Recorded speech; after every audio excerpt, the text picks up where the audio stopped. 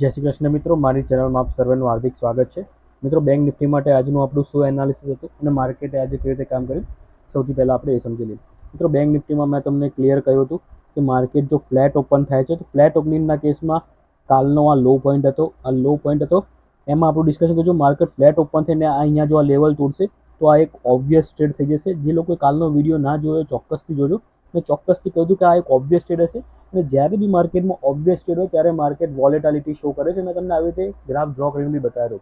તમે જોશો market exactly એવું કર્યું. અહીંયા ડે લોને બ્રેક કર્યો, એક 5 મિનિટની કેન્ડલ ક્લોઝિંગ આપી, જે બધાને રિટેલ ટ્રેડરને અહીંયા ટ્રેપ કર્યા, પીની પોઝિશનમાં બેસાડ્યા અને માર્કેટ ઇમિડિયેટલી તમે જોશો કે રિવર્સ થઈ ગયું. માર્કેટે કોઈને એસએલ લેવાનો બી મોકો નહીં આપ્યો. માર્કેટ ઇમિડિયેટલી ઉપર રિવર્સ થઈ ગયું અને બધાના એસએલ હિટ કરી નાખ્યા. અહીંયા આપણે ડેફિનેટલી આપણી બી સ્ટ્રેટેજી હતી કે જો અહીંયાથી માર્કેટ ફ્લેટ ઓપન થઈને તોડે છે તો મેં તમને કહ્યું હતું કે આપણે એકદમ લો ક્વોન્ટિટીમાં, મેં તમને લખીને બી બતાવ્યું હતું કે આપણે લો ક્વોન્ટિટીમાં એક પીની પોઝિશન ડેફિનેટલી ટ્રાય કરીશું અને જો આપણો એસએલ હિટ થશે તો આપણો જે લોસ છે એ સ્મોલ થશે. મેં તમને આ શબ્દો બી કહ્યા હતા, તમે યાદ હશે. તો આપણો અહીંયા ડેફિનેટલી એસએલ હર્ટ થયો છે, પણ આપણે અહીંયા એઝ પર સ્ટ્રેટેજી લો ક્વોન્ટિટીમાં એન્ટર થયા હશું તો આપણો એસએલ બી અહીંયા સ્મોલ હશે. તો ડેફિનેટલી આજે માર્કેટે આપણને ટ્રેપ અહીંયા કર્યા છે. એઝ પર જે એક આપણું કન્વિક્શન હતું એ પ્રમાણે માર્કેટે એક ઓબ્વિયસ ટ્રેડને લોકોને ટ્રેપમાં ફેરવીને ફસાવી લીધા. પછી તમે જોશો માર્કેટ એક આખો દિવસ એક રેન્જ બાઉન્ડ ફસાઈ ગયું. માર્કેટ એક રેન્જમાં ફસાઈને રહી ગયું.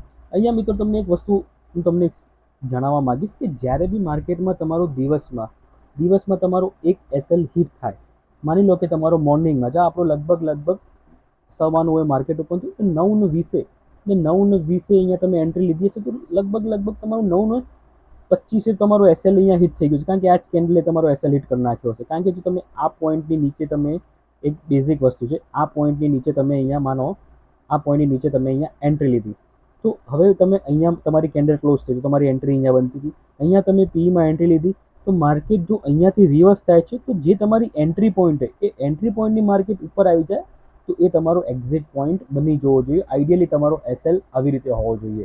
એક વસ્તુ ખાસ યાદ રાખજો મિત્રો, જે તમારો એન્ટ્રી પોઈન્ટ છે માર્કેટ એની ઉપર આવી જાય છે તો ત્યાંથી તમારે ડેફિનેટલી એક્ઝિટ લઈ લેવું જોઈએ. તો અહીંયા જે મિત્રોએ સમજી વિચારીને એસએલ લઈ લીધો છે નાનો, એમને કોઈ ખાસ ફરક પડ્યો નહીં હોય. અને જ્યારે તમારો દિવસમાં એક એસએલ હિટ થાય તો એટલીસ્ટ તમારે માર્કેટમાં થોડોક સમય આપવો જોઈએ. થોડુંક તમે માર્કેટમાં સમય આપશો તો માર્કેટ તમને ડેફિનેટલી એક સારો ટ્રેડ, એક ગુડ ટ્રેડ, એક સારો ટ્રેડ તમને માર્કેટ ડેફિનેટલી આપશે. એ સારો ટ્રેડ કેવી રીતે આપશે એ તમારે લાઈવ માર્કેટમાં એને આઈડેન્ટિફાઈ કરવાનો હોય છે. આઈડેન્ટિફાઈ ઇન ધ સેન્સ કે તમારે એને શોધવો પડે, તમને ચાર્ટ રીડ કરતા આવડવું જોઈએ. હવે અહીંયા તમે જોશો કે આપણું અહીંયા એસએલ હિટ થઈ ગયું એક અહીંયા, બરાબર છે. તો અહીંયા પછી તમારે કોલમાં બેસવાનું નથી. આપણી સ્ટ્રેટેજીથી પીમાં એમાં આપણો એસએલ આવી ગયો તો હવે શાંતિથી આપણે સમય સાથે રાહ જોવાની છે. એક માર્કેટ આપણને બીજું સેટઅપ આપે.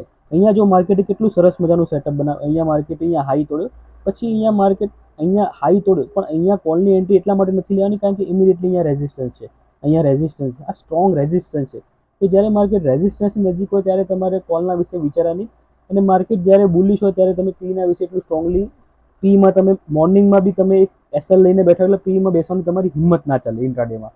તો અહીંયા તમારે વેટ એન્ડ વોચ કરવાનું હોય.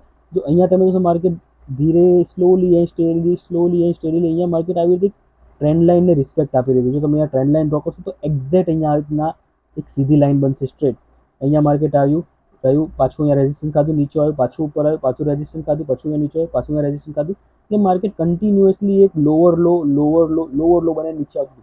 જ્યારે માર્કેટ આવી રીતે પેટર્ન બનાવે તો ચાન્સીસ એવા હોય છે કે જ્યારે માર્કેટનો ઓવરઓલ ટ્રેન્ડ અપસાઇડનો હોય છે તો માર્કેટ ઉપરની સાઈડ બ્રેકઆઉટ આપે છે. તો અહીંયા જેવું 5 મિનિટની કેન્ડલ હું તમને ફરીથી બતાવું, જેવું અહીંયા 5 મિનિટની કેન્ડલે આપણે પહેલાં ટ્રેન્ડ લાઇન ડ્રો કરી દઈએ. આ ટ્રેન્ડ લાઇન છે, ઠીક છે. અહીંયા આ 5 મિનિટની કેન્ડલ, આ કેન્ડલે બ્રેકઆઉટ આપ્યું તો અહીંયા તમારી એક એન્ટ્રી બનતી હતી, એનો એસએલ આવે. જે બી તમે કેન્ડલમાં એન્ટ્રી લો એના લો, એ કેન્ડલના લોને તમારે એસએલ પકડીને ચાલવાનું. જો તમે ન્યૂ ટ્રેડર છો, જો તમે માર્કેટમાં નવા છો અથવા તો તમારી કેપિટલ નાની છે, કેપિટલ સ્મોલ હોય તો તમારે આવા નાના એસએલ લેવાનો. જે કેન્ડલમાં એન્ટ્રી લો એ જ કેન્ડલના લોને એસએલ માની લો. અહીંયા જે મિત્રોએ એન્ટ્રી લીધી હશે, અહીંયા માર્કેટે થોડું 5 મિનિટ એમને ધીરજનો ટેસ્ટ કર્યો હશે. પછી તમે જો માર્કેટે સુપર્બલી ઇમિડિયેટલી માર્કેટે 200 પોઈન્ટનો મોમેન્ટમ અહીંયા આપી દીધો. તમે એટ ધ મનીનો બી કોઈ સ્ટ્રાઇક પ્રાઇસ લીધી હશે તો અહીંયા તમે 52,400ની સ્ટ્રાઇક પ્રાઇસમાં ઘૂસ્યા હશો તો તો 52,400નો 350 વાળો એ 480 490 ટચ થઈને આવ્યો હશે ડેફિનેટલી. એટલું અહીંયા ફાસ્ટ મોમેન્ટમમાં માર્કેટ ઉપર આવ્યું. તો તમારો અહીંયા 1:2 3નો રિસ્ક રિવોર્ડ આરામથી માર્કેટે તમને અહીંયા ટ્રેડ આપી દીધો. પછી તમે જોશો માર્કેટ આખો દિવસ એક સાઇડ વે થઈ ગયું. તો આ રીતનું ટ્રેડિંગ મિત્રો ઇન્ટ્રાડેમાં થતું હોય છે. આશા રાખું છું તમને આમાં કંઈક નવું જાણવા અને શીખવા મળ્યું હશે. આવતીકાલ માટે આપણી શું સ્ટ્રેટેજી હોઈ શકે? તો મિત્રો આવતીકાલ માટે તમે જોશો કે માર્કેટ અડધો દિવસ ઓલમોસ્ટ હાફ ડે એક આ રેન્જમાં હતું. તો માર્કેટે આ રેન્જ બનાવી લીધી છે. માર્કેટનું આજનું ક્લોઝિંગ છે 52,574. ઠીક છે, 52,574. જો માર્કેટ અહીંયા કાલે ફ્લેટ ઓપન થાય છે, ફ્લેટ ઓપન થઈને માર્કેટ જો ઇમિડિયેટલી જ અહીંયા ઉપર જવા લાગે છે, આ રેન્જને બ્રેક કરે છે, તો પણ આપણે કોલમાં નથી બેસવાનું, કારણ કે સૌથી મોટો રેઝિસ્ટન્સ આ છે. આ રેઝિસ્ટન્સ જે છે 52,730. 52,730ની આપણને નજીક મળે માર્કેટ, તો અહીંયાથી આપણે એક પીની પોઝિશન ટ્રાય કરવાની છે. અહીંયા એસએલ ફક્ત ને ફક્ત 20 થી 30 પોઈન્ટનો 52,750થી માંડીને 52,760નો તમે એસએલ રાખીને એક પીની પોઝિશન ટ્રાય કરી શકો છો. અહીંયા તમને એક સારો એવો ડાઉનફોલ અહીંયા 400-500 પોઈન્ટનો જોવા મળી શકે છે. બની શકે તો માર્કેટ આજના ડે લો સુધી બી આવી શકે, પણ આપણે મેં તમને કહ્યું એમ 1:2 1:3નો જ ટ્રેડ મળી જાય એટલે આપણે ચૂપચાપ માર્કેટમાંથી પ્રોફિટ લઈને નીકળી જવાનું છે. આપણે મોટા મૂવ્સ માટે બેસવાનું નથી. એ જ રીતે જેમ આપણો લોસ બી આપણે જે ડિસાઇડ કર્યો હોય 20 પોઈન્ટ 30 પોઈન્ટ, 20-30 પોઈન્ટનો એસએલિંગ પછી નીકળી જવાનું છે. એમાં પછી લાંબા લોસ માટે બી બેસવા નથી. બંને વાઇસે વર્ષા છે. પ્રોફિટમાં બી એટલું જ લેવાનું છે, તો એની સામે લોસમાં બી એટલું જ લેવાનું છે. તો તમે ઓવરઓલ તમારો પીએનએલ પોઝિટિવ આવશે મંથ એન્ડમાં. જો તમે અહીંયા આ રિસ્ક ફોલો કરશો 1:2 1:3, પણ જો અહીંયા તમે એસએલને ફોલો નહીં કરો, 100 પોઈન્ટ 300 પોઈન્ટના એસએલ લેશો, તો ઓવરઓલ તમારો જે પીએનએલ આવશે એ માઇનસમાં આવશે. એ વસ્તુ તમારે ખાસ મિત્રો યાદ રાખવાની છે. તો અહીંયા એક સ્ટ્રેટેજી આપણી થઈ ગઈ. જો માર્કેટ ફ્લેટ ઓપન થાય કે હળવું ગેપ અપ ઓપન થાય, આપણે જ્યાં સુધી માર્કેટ 52,730ની આજુબાજુ આપણને મળે તો અહીંયાથી આપણે એક પીની પોઝિશન ટ્રાય કરીશું. ટાર્ગેટ આપણા અહીંયા 400-500 પોઈન્ટના કે આપણું જે રિસ્ક ટુ રિવોર્ડ એ પ્રમાણે લઈશું. જો માર્કેટ એક બીજી વસ્તુ બી મિત્રો યાદ રાખજો કે માર્કેટ જો 52,730ની ઉપર એક 5 મિનિટની કેન્ડલ ક્લોઝ આપી દે, સાંભળજો મિત્રો, 5 મિનિટની કેન્ડલ ક્લોઝ આપી દે, તો અહીંયા આપણે ડેફિનેટલી એક સીની પોઝિશન લઈશું. તો આપણે સમજીશું કે આ રેઝિસ્ટન્સ બ્રેક થઈ ગયો. તો અહીંયાથી તમે જો કોલની પોઝિશન લેશો 52,730ની ઉપર, તો તમારા ટાર્ગેટ 53,100 સુધીના ઉપરની સાઈડ માર્કેટ આપણને આપી શકે છે. મેક્સિમમ 53,100 સુધીના ટાર્ગેટ આપણે જોઈ શકીએ છીએ. એટલે ઓલમોસ્ટ આપણને માર્કેટ 400 370 400 પોઈન્ટનો ટાર્ગેટ આપણને માર્કેટ અહીંયા આપી શકે છે, જો આ રેઝિસ્ટન્સ બ્રેક થાય છે તો.